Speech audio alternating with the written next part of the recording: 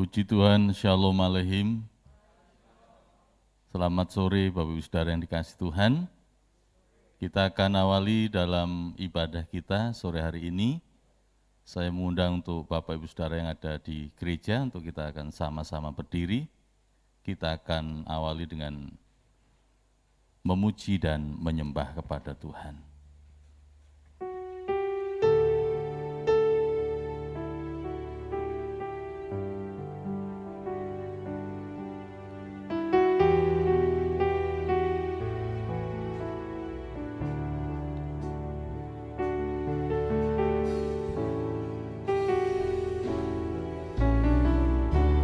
Bapakku rindu, amin, menyenangkanmu, ajarku lebih dalam untuk mengenalmu.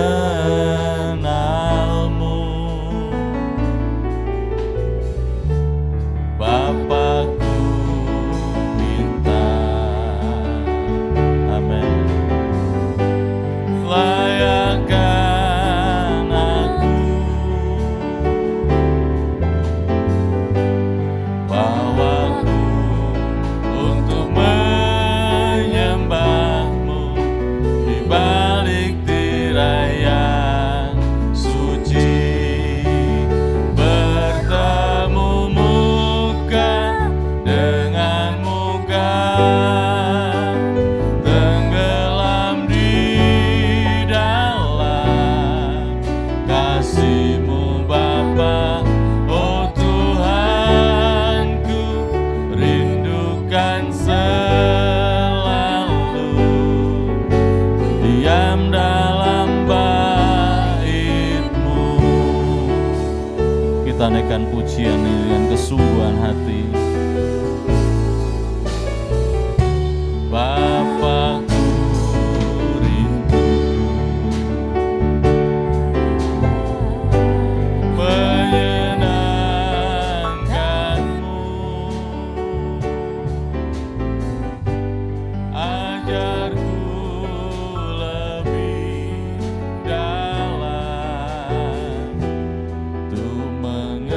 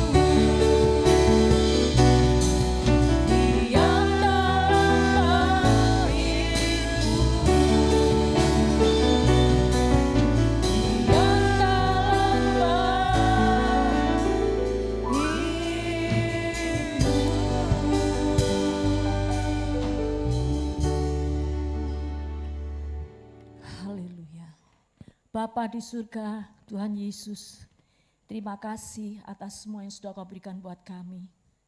Saat ini boleh kami ada di tempat ini Tuhan, itu karena kemurahan-Mu yang sudah Kau berikan buat kami. Terima kasih Tuhan atas penyertaan-Mu sepanjang hari ini, di mana Kau memberkati kami dengan kesehatan, sehingga boleh kami kembalikan untuk memuliakan nama-Mu Bapa. Dan saat ini Tuhan, biarlah Kau satukan hati kami, roh kami Tuhan, untuk boleh kami menikmati sukacita yang daripada-Mu. Terima kasih Bapa, urapi kami semua dengan kuasa Roh Kudus-Mu Tuhan. Kau pakai kami sebagai anak-anak-Mu Tuhan untuk melayani-Mu dengan sungguh-sungguh Tuhan, sehingga boleh kami datang, tidak sama dengan kami pulang nanti, karena kami memperoleh berkat yang dari Engkau. Terima kasih Bapa, kami memulai ibadah ini dari awal sampai akhir, biarlah Kau tutup bungkus dengan kuasa Roh Kudus-Mu. Terima kasih Bapa, kami serahkan semuanya hanya di dalam nama Tuhan Yesus Kristus, Juru Selamat kami yang hidup. Amin. Shalom Aleichem. Puji Tuhan saudara, kita kembali bertemu lagi. Di mana saat, silakan duduk. Kita bertemu lagi. Dengan tubuh yang sehat, kita tetap merasa sukacita saudara ya. Walaupun mungkin saat ini masih banyak pandemi di sekitar kita, tapi kita nggak akan takut ya. Tapi kita tetap boleh melayani Tuhan dengan segenap hati, segenap jiwa, segenap tubuh kita semua. Karena kasih Tuhan sudah diberikan pada kita semua. Sampai saat ini kita bisa berdiri, kita bisa ada di tempat ini, itu semua karena kasih Tuhan.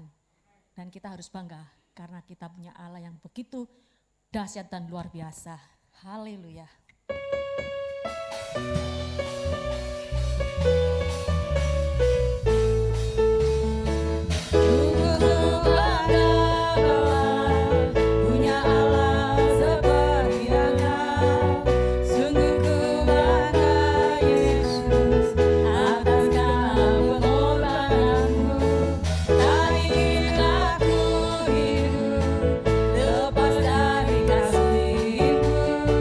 Kasih-Mu menyelamatkan.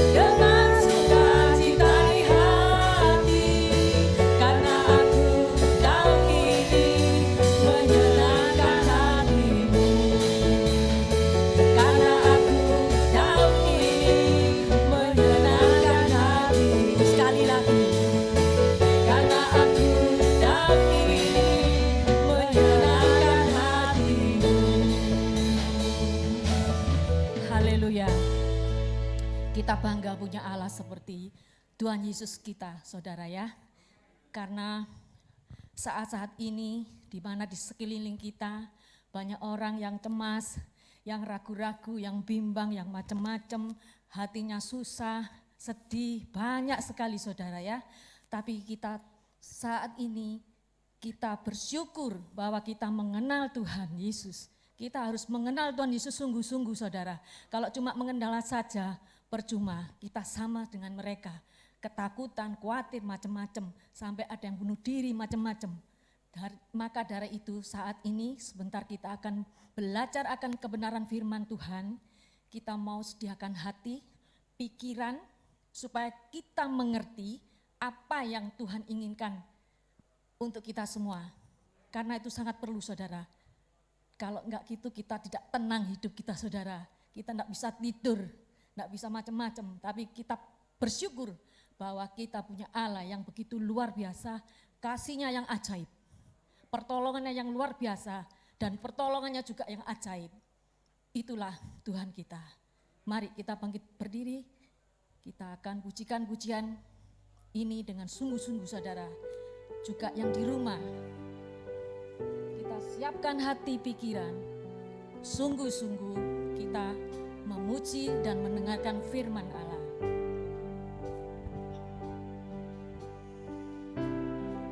Haleluya.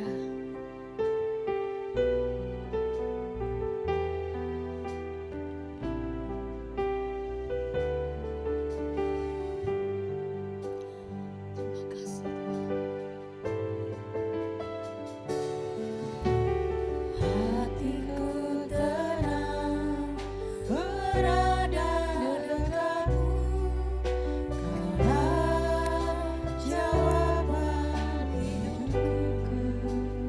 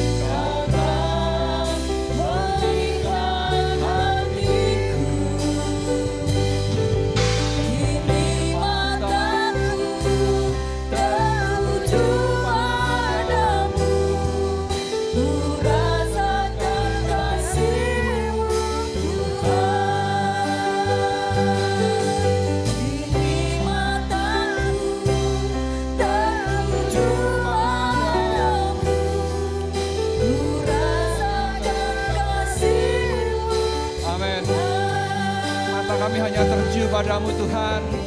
Mataku tertuju padamu, ku rasakan kasih-Mu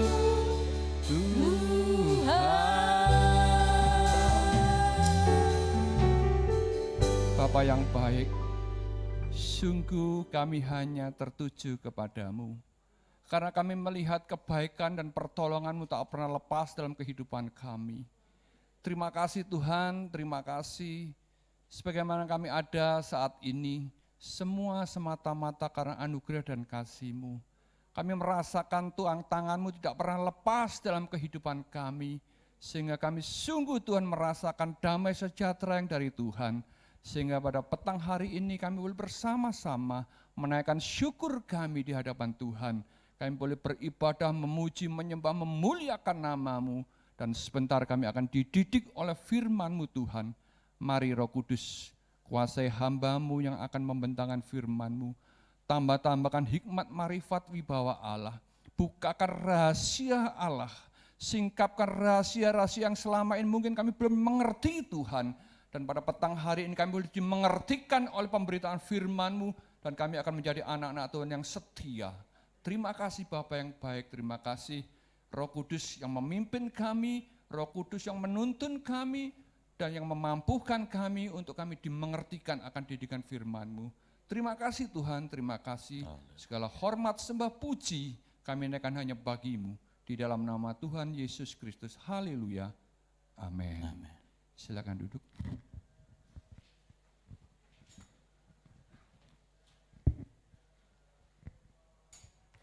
Puji Tuhan, Shalom Aleihim.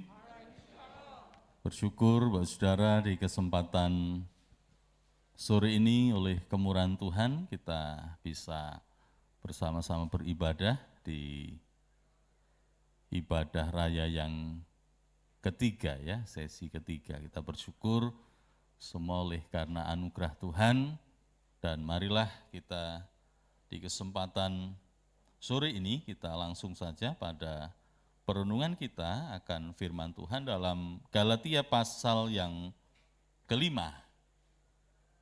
Suratan Galatia pasal yang kelima, ayat yang pertama. Mari kita akan sama-sama berdiri, kita akan baca dalam Galatia pasal 5, ayat yang pertama.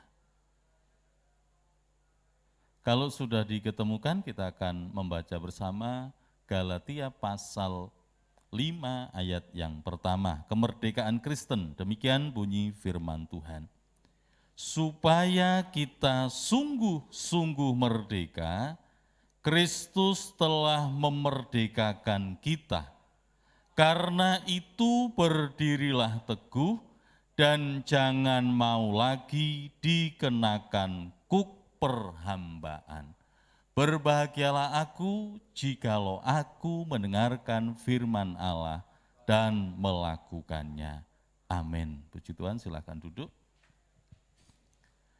Masih dalam merayakan, memperingati, mensyukuri hari kemerdekaan bangsa kita, tahun ini adalah tahun yang ke-75. Sebagai bagian dari bangsa ini kita tentu memiliki sumbangsih atau hal-hal yang wajib atau perlu untuk kita kerjakan bersama, lakukan sebagai bagian dari bangsa. Kalau kita memperhatikan, melihat dari fakta sejarah kemerdekaan, ya, bahwa kemerdekaan bangsa kita bukan hanya oleh satu kelompok, tetapi bersama-sama dari berbagai-bagai golongan, suku, ya, bahasa, daerah, dan lain sebagainya, bersatu menjadi Indonesia. Sehingga kita bersyukur oleh anugerah Tuhan, maka tahun 1945, tanggal 17 Agustus, bangsa kita memperoleh kemerdekaan. Nah sekarang, saudara, kita akan memperhatikan, merenungkan tentang kemerdekaan Kristen. Artinya kemerdekaan di dalam kehidupan kita. Masihkah kita sebagai umat Tuhan memiliki sebuah kemerdekaan yang sejati? Jangan-jangan kita masih diperhamba, diperbudak.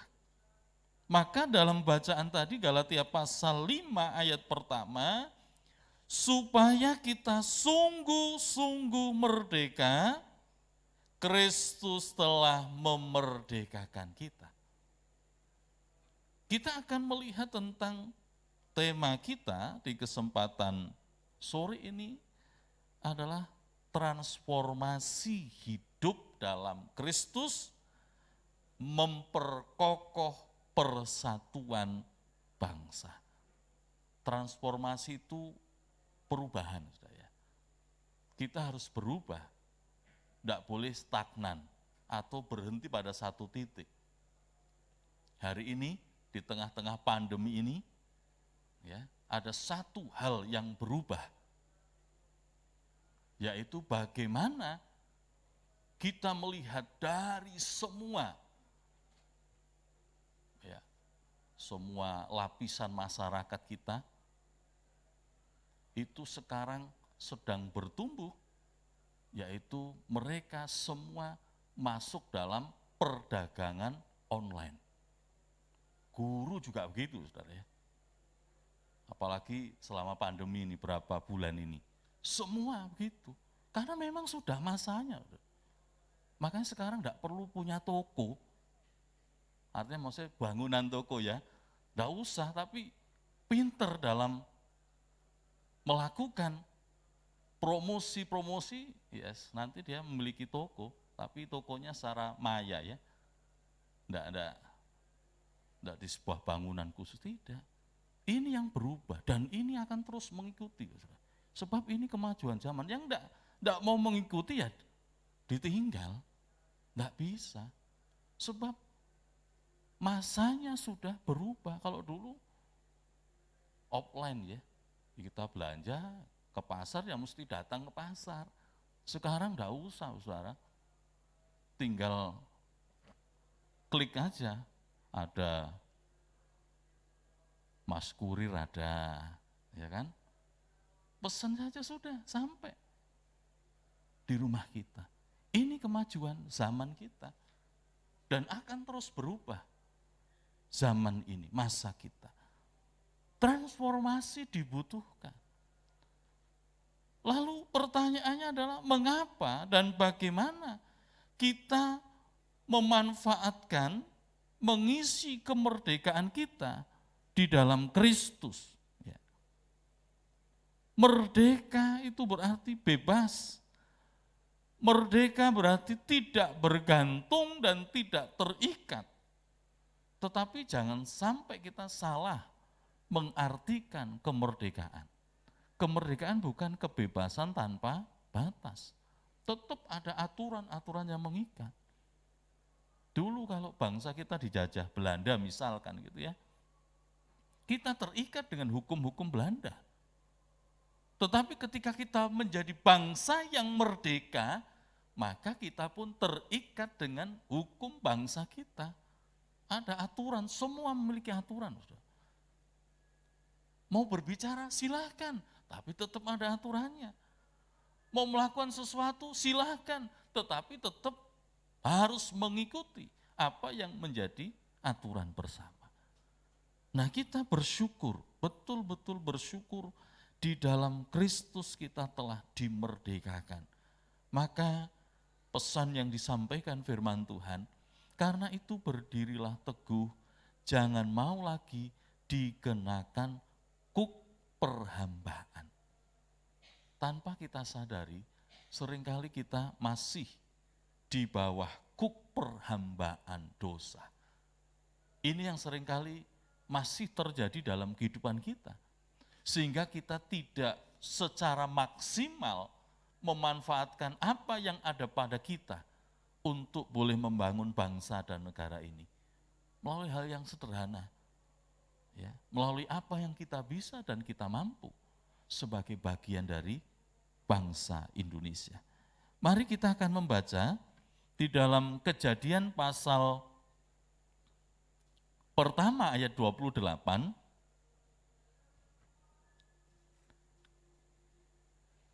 Demikian bunyi firman Tuhan, Allah memberkati mereka, lalu Allah berfirman kepada mereka, beranak cuculah dan bertambah banyak, penuhilah bumi dan taklukkanlah itu, berkuasalah atas ikan-ikan di laut dan burung-burung di udara, dan atas segala binatang yang merayap di bumi.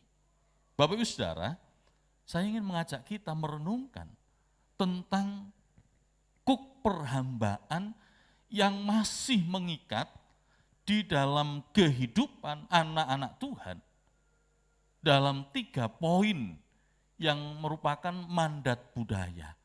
Sehingga orang percaya masih belum begitu dapat dengan sungguh-sungguh memberikan sumbangsih bagi bangsa dan negara. Dan ini persoalan bersama sungguhnya untuk kita betul-betul mengalami sebuah perubahan, pembaharuan, sehingga siapapun kita, apapun bagian kita, kita tetap memiliki sumbangsih bagi bangsa ini. Nah, kita akan perhatikan dari Kejadian pasal 1 ayat 28, yang seringkali menjadi tantangan dan persoalan di tengah-tengah bangsa ini adalah pertama itu keluarga. Ya, keluarga itu unit paling kecil saling berhubungan biasanya dalam satu rumah. Bisa terdiri dari ayah, ibu, anak-anak, atau mungkin ditambah dengan anggota yang lain. Itu keluarga. Unit yang paling kecil di masyarakat itu namanya keluarga. Nah, kita kembali melihat dari apa yang disampaikan oleh firman Tuhan tadi, Allah memberkati mereka, beranak cuculah dan bertambahlah banyak. Namun, Bapak Saudara, keluarga ini seringkali diikat, diperhamba ya oleh dosa. Tidak sesuai dengan apa yang mula-mula menjadi rancangan Tuhan. Hari-hari ini ada banyak keluarga yang masuk dalam kuk perhambaan. Ya, terikat. Ya, perhambaan itu kondisi yang menjadi budak, ya, di mana posisinya sebagai budak. Dikendalikan oleh yang berkuasa. Perhambaan itu seorang yang kehilangan seluruh potensi hidupnya dan tidak berkuasa untuk menentukan tujuan hidupnya sendiri. Budak itu loh, saudara. Memang sebelumnya tidak ada perbudakan sekarang. Ada tapi terselubung masih. Tapi secara nyata sudah ditolak oleh semua bangsa di dunia. Menolak tentang perbudakan manusia. Tetapi dosa memperbudak, mengikat keluarga sehingga keluarga ini tidak bertumbuh secara maksimal. Termasuk juga di dalamnya adalah keluarga-keluarga Kristen. Ada banyak persoalan yang dihadapi. Bagaimana di keluarga Kristen, maksudnya kita ngomong Kristen saja lah, tidak usah yang di luar. Di keluarga Kristen mulai ada banyak berita tentang perceraian. Ya. Perceraian. Ada seorang hamba Tuhan, WA saya begini, Pak Paulus mau tanya sih ya, apakah di Lamongan ada pakar hukum atau ahli hukum atau lawyer begitu yang mengurusi perceraian. Nah, saya tanya, Pak, siapa yang bercerai? Jemaat saya. Waduh. Ini saudara. Bagaimana kuk perhambaan dosa itu mengikat keluarga termasuk keluarga Kristen sehingga tidak bisa bertumbuh secara maksimal. Apalagi memberikan sumbangsih bagi bangsa ini. Lalu kekerasan dalam rumah tangga. Ini seringkali jadi kuk perhambaan dalam keluarga. Termasuk keluarga Kristen. Ada kekerasan di dalam rumah tangga. Kekerasan secara fisik maupun secara verbal. Ya, fisik itu bisa dipukuli, ditendang, ditonjok, ditampar, ditinju, macam-macam sudah ya. Tetapi juga ada kekerasan yang sifatnya verbal. Verbal itu perkataan. Mungkin diolok-olok, dibanding-bandingkan. Loh, kamu kok enggak kayak itu ya, dan lain sebagainya. Ya. Ada hal-hal seperti itu. Dan ini yang mengikat keluarga. Maka harus ada sebuah perubahan. Kalau tidak mengalami sebuah transformasi, kita akan kesulitan untuk membawa keluarga kita menjadi satu bagian dari masyarakat, menjadi bagian dari bangsa ini. Yang ketiga, sekarang tentang penyalahgunaan obat terlarang. Ya, narkoba itu sudah ada banyak anak-anak Kristen yang juga masuk dalam penjara oleh karena penyalahgunaan obat-obatan terlarang. Ya, maka hati-hatilah kita. Kenakalan remaja, kenakalan anak-anak. Ya, kita pernah muda ya, sudah berubah mungkin. Dari kita tahun 70, 80, sekarang tahun 2020. Tetapi tetap itu jadi sebuah beban bagi kita. Sebab keluarga merupakan ujung tombak dari sebuah kemajuan bangsa. Maka ada yang mengatakan kalau mau merusak satu bangsa, rusaklah keluarga. Ya. Makanya kita kadang-kadang juga berpikir, kenapa ya? Barang-barang tadi yang terlarang, obat-obatan terlarang itu kadang-kadang pernah ketangkep, tidak hanya 1 on, ratusan kilogram, nominalnya triliunan rupiah. Loh. Makanya cekoi saja pemuda-pemuda dengan obatan terlarang, obat-obat terlarang. Nanti bangsa ini juga akan ambruk sendiri. Bangsa kita bersyukur, kita memiliki berkah demografi bangsa kita. Artinya gini ya saudara ya, bahwa di tahun-tahun nanti 30 sampai tahun 2050, kita itu kelebihan, surplus orang-orang muda. Jadi mereka tahun-tahun itu umur 40 ya, atau ya sekitar 20 sampai 45. Jadi masih gagah-gagah gitu ya, pada waktu nanti tahun 45, 100 tahun kemerdekaan. Tapi ini kalau tidak dijaga, ya apa gunanya orang-orang mudanya banyak tapi tidak melakukan apa-apa. Karena sudah rusak keluarganya. Oleh karena itu, mari kita betul-betul memperhatikan bagaimana kuk perhambaan dosa membelenggu kehidupan keluarga. Dan ini harus mengalami sebuah transformasi agar betul-betul mampu menjadi berkat bagi bangsa.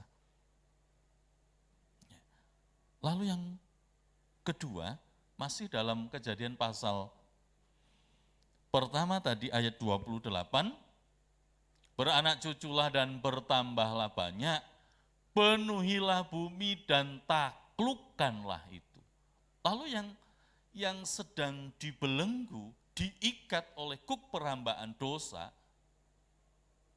itu yang kedua itu masyarakat kita. Kalau kita mundur ke belakang, bagaimana perjuangan meraih kemerdekaan, ya, dari semua kelompok, golongan, agama bersatu padu melawan penjajah, tapi sekarang mulai bergeser. Nasionalismenya mulai luntur. Ya. Suruh ngibarkan bendera merah putih aja, kadang-kadang orang tidak mau. Nggak usah berjuang, nggak usah ngangkat bambu runcing. Cuman kibarkanlah bendera merah putih selama bulan Agustus. Kadang-kadang orang juga nggak mau. Ya kalau mungkin rumahnya di dalam nggak kelihatan ya, tapi yang di jalan besar itu kan kelihatan. Itu bentuk dari cinta tanah air. Yang kedua adalah masyarakat. Sekarang bagaimana orang senang dengan kelompok ya, sektarian. Jadi kalau kamu golonganku, ya sudah tak tolong. Tapi kalau engkau bukan golonganku, bukan sesama kepercayaanku, enggak peduli. Gotong royong mulai luntur, enggak ada. Ya. Musyawarah mufakat juga enggak ada. Menang-menangan. Aku temanku banyak, ya aku yang menang. Kelompokku banyak, aku yang menang. Kesetiakawanan, perasaan bersatu, solider, suka mulai luntur dari masyarakat kita. Sekarang tuh kelompokan, sektariannya lebih kenceng. Pokoknya kalau bukan dari golongan, bukan sama bahasanya, sukunya, enggak diterima. Ini yang sedang diperhamba oleh dosa. Dan ini harus ditransformasi. Harus mengalami sebuah pembaruan, perubahan di dalam kehidupan bermasyarakat. Kita adalah masyarakat Indonesia. Kita mengaku bersama bahwa kita satu tanah air, satu bahasa, yaitu bahasa Indonesia. Maka kita mesti singkirkan hanya satu golongan, hanya satu kelompok, hanya satu suku, hanya satu kepercayaan. Enggak. Kita harus melebur jadi satu, bahwa kita adalah Indonesia.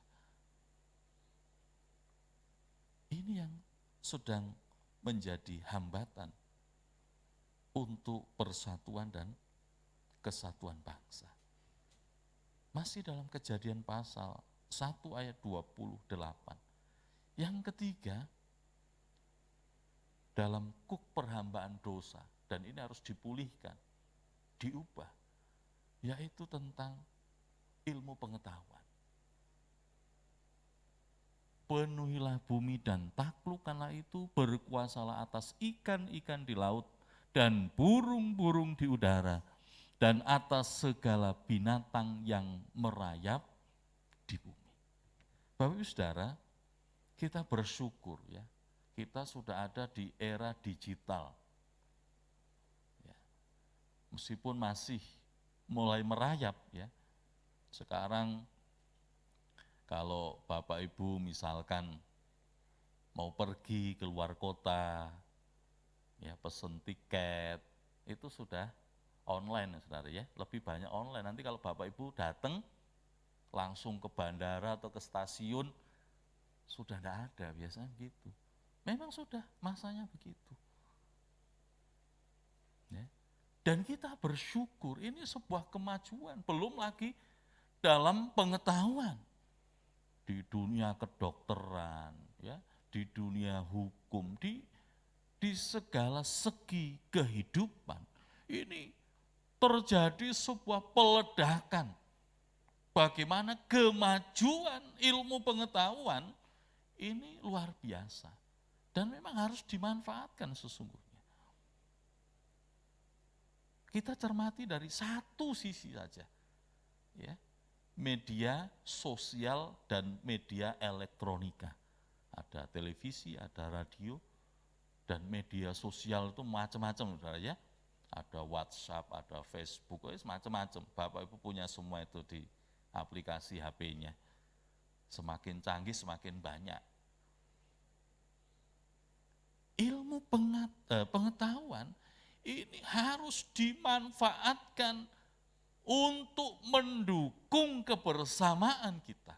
Tetapi ini mulai tadi diperhamba oleh dosa, sehingga ada banyak orang salah menggunakan media. Media sosial saja contohnya. Sebenarnya dengan media sosial kita bisa mengembangkan untuk nilai-nilai kebangsaan. Mungkin melalui tulisan kita, melalui berita-berita yang ada, bisa. Tapi itu tidak dipakai. Justru media sosial sekarang isinya fitnah, ya kan? Tidak benar disampaikan, oh ini loh begini. Berita-berita bohong. Ya, itu yang disampaikan. Dan kita hari-hari ini, kalau dulu, zaman dulu, informasi itu bisa lewat media cetak, media elektronik. Ya. Mungkin Bapak Ibu mau cari tentang perjuangan gitu ya. Kapan sih Ibu Kartini lahir? Wah, tanya sana, tanya sini kelamaan. Sekarang tuh tanya aja Mbah Google. Kisahnya, ceritanya semua sudah ada. Ya. Sudah ada. Itu kita syukuri. Tapi di sisi yang lain, kita prihatin juga. Bagaimana media sosial itu dipakai sebagai alat provokasi dan memecah persatuan. Harus mengalami sebuah transformasi. Kita di hari-hari kita sudah overload informasi, sudah kelebihan. Ya, di mana-mana ada informasi. Setiap saat Bapak Ibu buka gadget kita, laptop kita, ya, komputer kita, sudah ada informasi. Nah, yang jadi persoalan adalah bagaimana setiap informasi yang kita terima, tidak semuanya adalah informasi yang benar. Kalau kita tidak selektif, tidak difilter, wah ya bahaya. Sehingga tidak heran kalau ada banyak kegaduhan. Ya, orang memanfaatkan media ini ya, ilmu pengetahuan yang berkembang ini dengan tidak baik. Oleh karena ini harus mengalami sebuah transformasi agar betul-betul dalam hidup kita sebagai umat Tuhan, kita dapat sumbangsih bagi bangsa ini dalam kapasitas kita sebagai apapun dalam hidup kita. Kembali pada Galatia pasal yang kelima. Supaya kita sungguh-sungguh merdeka, Kristus telah memerdekakan kita. Karena itu berdirilah teguh dan jangan mau lagi dikenakan kuk perhambaan. Ayat yang ke-16. Perlu kita mengalami sebuah transformasi agar kita betul-betul dapat turut sumbangsih kita bagi bangsa kita, menjaga persatuan dan kesatuan. Maksudku ialah hiduplah oleh Roh, maka kamu tidak akan menuruti keinginan daging. Sebab keinginan daging berlawanan dengan keinginan roh, dan keinginan roh berlawanan dengan keinginan daging, karena keduanya bertentangan, sehingga kamu setiap kali tidak melakukan apa yang kamu kehendaki. Bapak Saudara, harus ada sebuah transformasi, perubahan, pembaruan dalam hidup kita. Kalau tadi secara umum, bagaimana kita bisa melihat keluarga dirusak, hidup bermasyarakat juga diacak-acak, ilmu pengetahuan dalam pemanfaatan teknologi yang baik juga dibuat amburadul. Itu memang ada kuasa dosa di sana. Ada roh-roh yang mencoba untuk menghancurkan semua. Maka kita sebagai umat Tuhan, sebagai orang percaya, marilah kita mengalami sebuah perubahan. Bagaimana? Harus dipimpin oleh roh. Harus dikuasai oleh roh. Marilah kita berdiri teguh. Jangan mau lagi dikenakan kuk perhambaan. Artinya, kita kalau tidak berhati-hati, berjaga, berwaspada, kemungkinan kita diperhamba masih ada. Maka hal yang penting adalah hiduplah oleh roh. Hiduplah dipimpin oleh roh, oleh Tuhan sendiri. Bukankah kita sebagai orang percaya, kita adalah orang-orang yang telah mengalami sebuah perubahan? Dikatakan 2 Korintus pasal 5:17, menjadi ciptaan baru. Sebab sebagai orang percaya, berarti kita telah dibebaskan, artinya diberi kuasa oleh Tuhan untuk menolak keinginan daging. Kita telah dipindahkan dari gelap kepada terang yang ajaib. Dari siklus mati, kekalahan, kita menuju pada kehidupan dan berkemenangan bersama dengan Tuhan. Maka ini yang mesti kita kerjakan. Maulah kita dipimpin Tuhan. Sebab ini harus, kalau tidak, kita akan kesulitan untuk memberikan sumbangsih bagi bangsa. Lewat apapun yang kita bisa. Yang pertama, hidup dalam pimpinan roh. Hidup di dalam pimpinan Tuhan.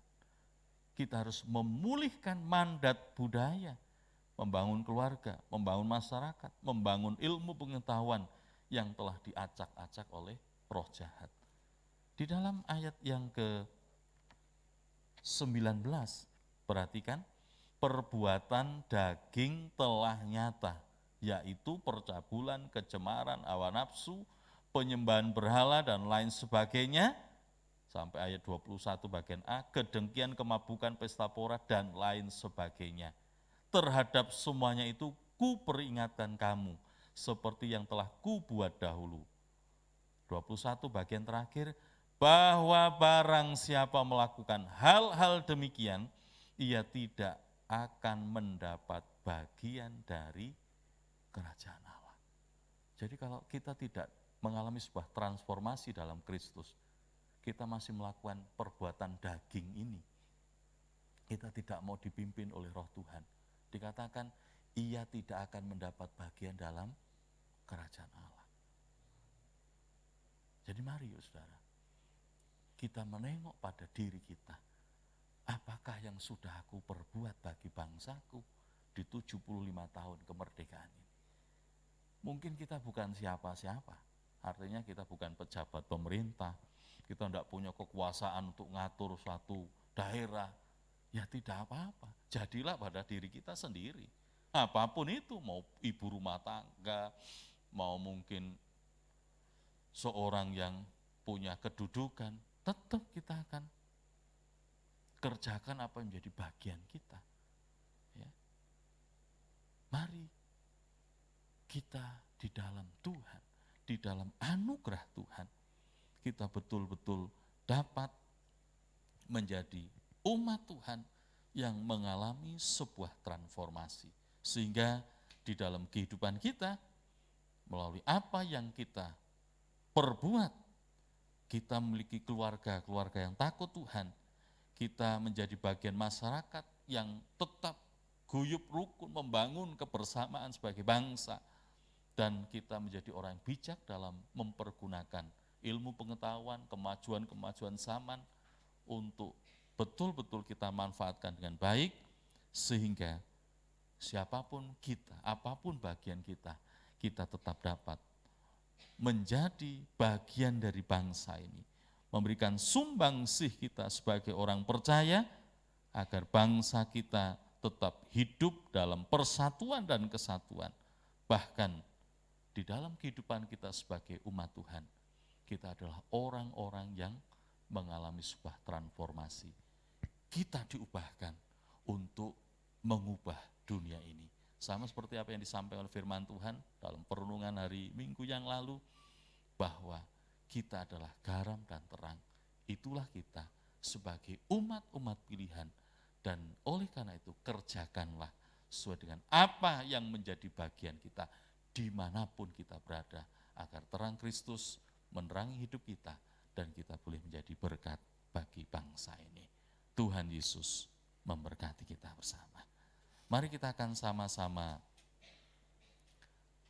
berdiri, kita akan nyanyikan Hidup Ini Adalah Kesempatan, dan waktu saya kembalikan ke Ibu Gembala.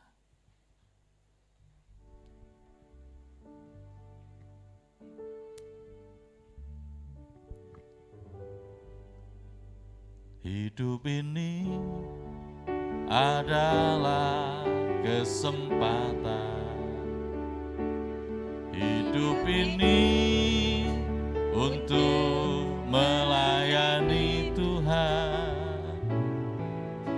Jangan sia-siakan waktu yang Tuhan beri.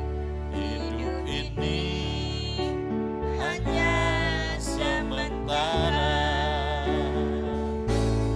Oh Tuhan, pakailah hidupku selagi aku masih kuat. Bila saatnya nanti ku tak berdaya lagi, hidup ini sudah jadi berkat. Sekali lagi, hidup ini adalah kesempatan. Hidup ini untuk melayani Tuhan. Jangan sia-siakan waktu yang Tuhan beri. Hidup ini hanya sementara. Oh Tuhan, pakailah hidupku selagi aku masih kuat. Bila saatnya nanti ku tak berdaya lagi, hidup ini sudah jadi berkat. Hidup ini sudah jadi berkat. Hidup ini sudah jadi berkat.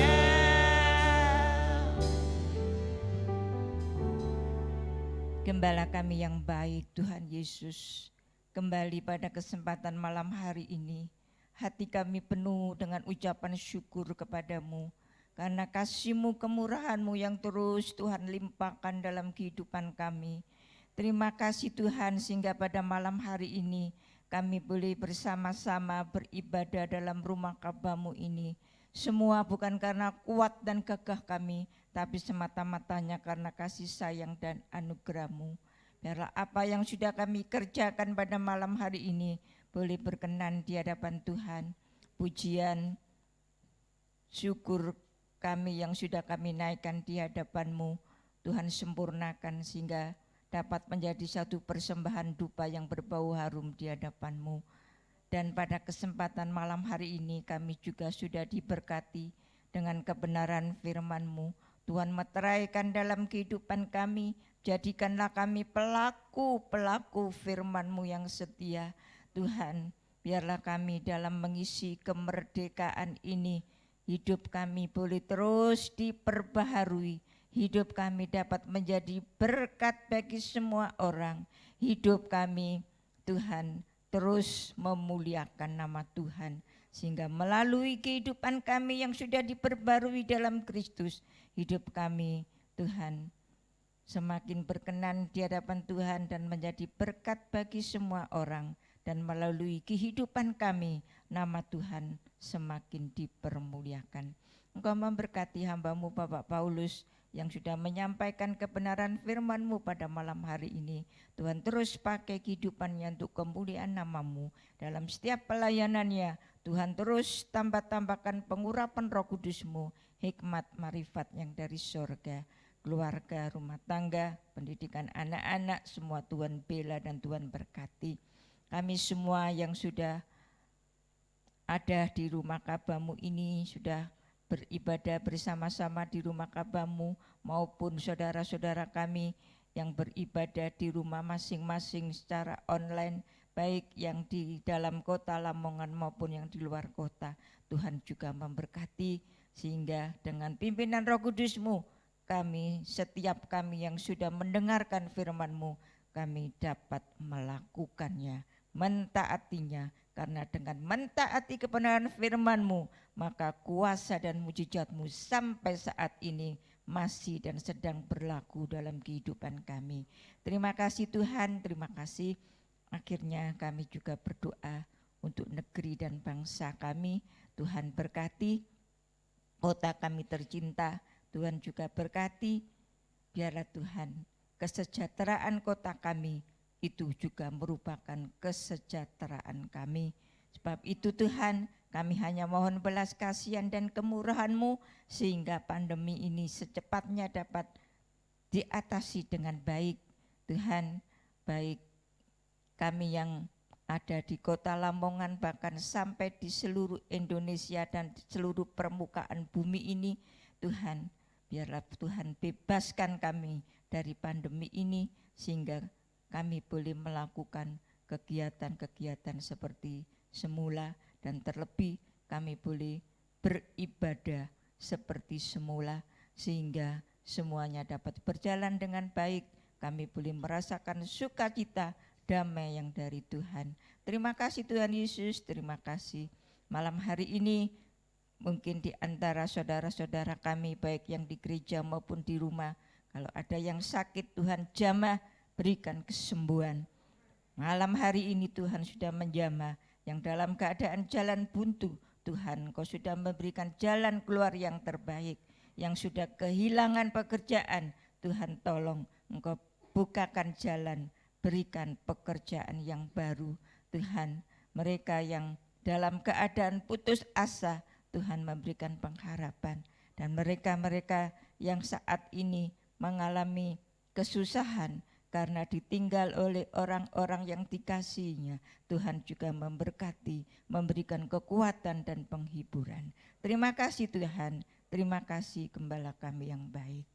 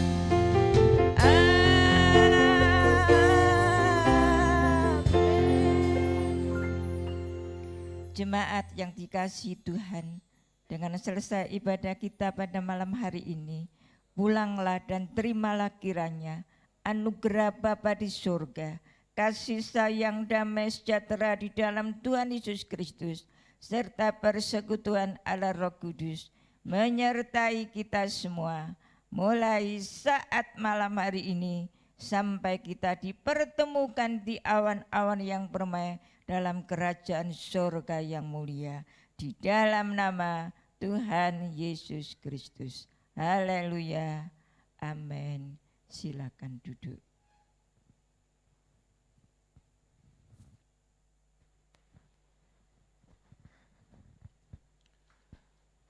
Puji Tuhan, ibadah telah selesai. Saya akan menyampaikan pengumuman gereja.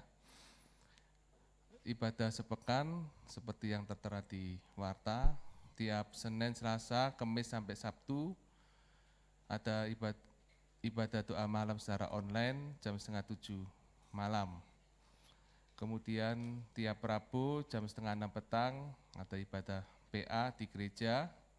Bapak Ibu diharapkan bisa datang untuk mengikuti pendalaman Alkitab supaya kita lebih mengerti akan kebenaran firman Tuhan. Kemudian tiap Sabtu jam 10 pagi ada ibadah kaum muda remaja di gereja. Bagi saudara-saudari yang remaja dan pemuda bisa bergabung di dalam ibadah pemuda remaja Sabtu jam 10 pagi.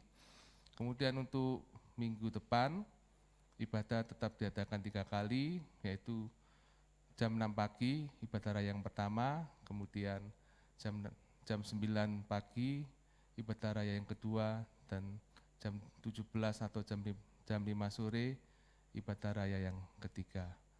Demikian pengumuman yang dapat saya sampaikan. Selamat malam, selamat pulang, Tuhan Yesus memberkati.